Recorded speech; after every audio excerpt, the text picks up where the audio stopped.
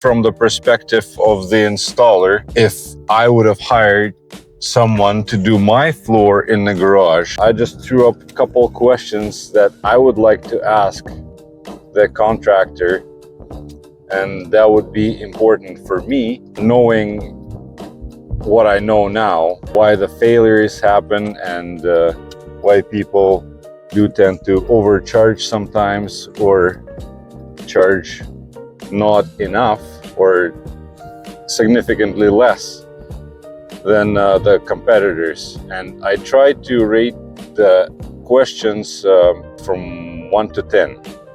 1 is being not important at all, and 10 being something that I would really consider to be one of the most important aspects. As a homeowner, you definitely have things that are the priority for you, and you want to check mark all of those. You can just add that to your list, and there is no specific order. So I will go first with the colors and color patterns, the variety, so to say, of the options that the installer is offering you. 3 or 4, if you have some particular design in mind, you are already set on something that you really wanted to, that might be more important than 3 or 4 for you. If there isn't such a color in stock at the moment, it doesn't mean that it doesn't exist. It just means that it needs to get to you. That's all. Anyways, how much experience does the installer have?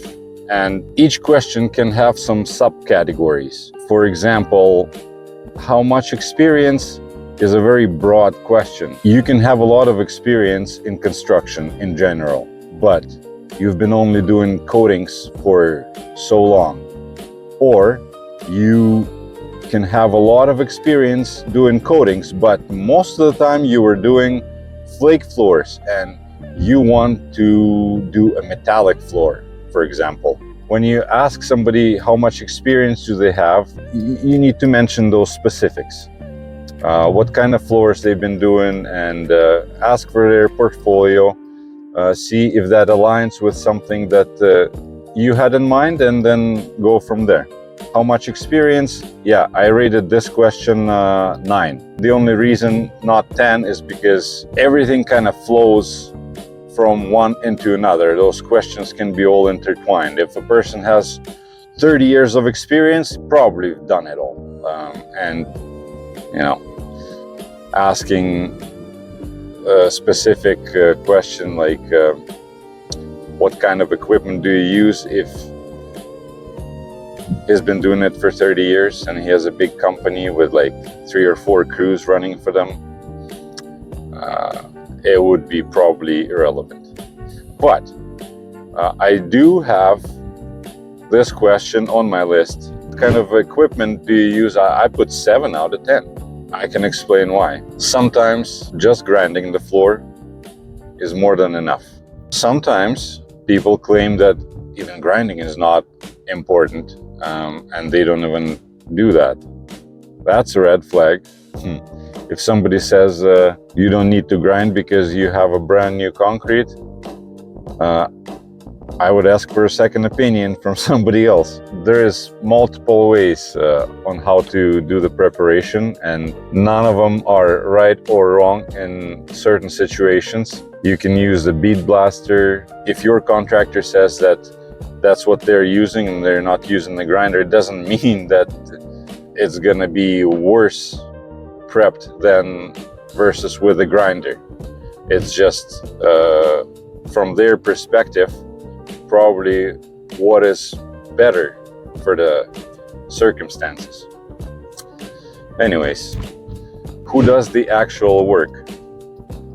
If you have a good sales representative and the crew who comes out and does the job, teenagers who are just straight out of high school, it's not a very good business model, at least not for the homeowner. Who does the actual work? 10 out of 10. It's straightforward. How long is it gonna take? I put this as 6 or 7. on my scale. If you have a 3-car garage, doing it in one day, it's doable. But again, there is another point that I'm gonna bring up right away that's gonna kind of alleviate the need of me explaining why doing a 3-car garage in one day is not probably the best case scenario for you. Everybody can do it faster, but then the quality of work is going to suffer from that. So normal turnaround is probably 2 or 3 days. Just be logical, and common sense is a big thing here. Materials being used. A lot of people don't know about it. Even some installers who are brand new, whether or not the installer is using the moisture vapor barrier is a good indication on how good the quality of work is going to be. What kind of top coat are you using? Depending on your circumstances, it will be different, obviously. But nevertheless, the materials being used are important, and if the brand of the materials that they are using is cheap, then it might be a red flag as well. Sometimes it's worth to pay a little bit extra and get a peace of mind. And with that, warranty on my list comes in with the importance rating of 8 out of 10. And I will explain why it is 8 or not 9 or not 10. It could be even 7. What kind of warranty it is. Do they offer you a warranty of 25 years saying that nothing is going to happen to your floors in 25 years? Concrete itself lasting 25 years without cracking is unheard of.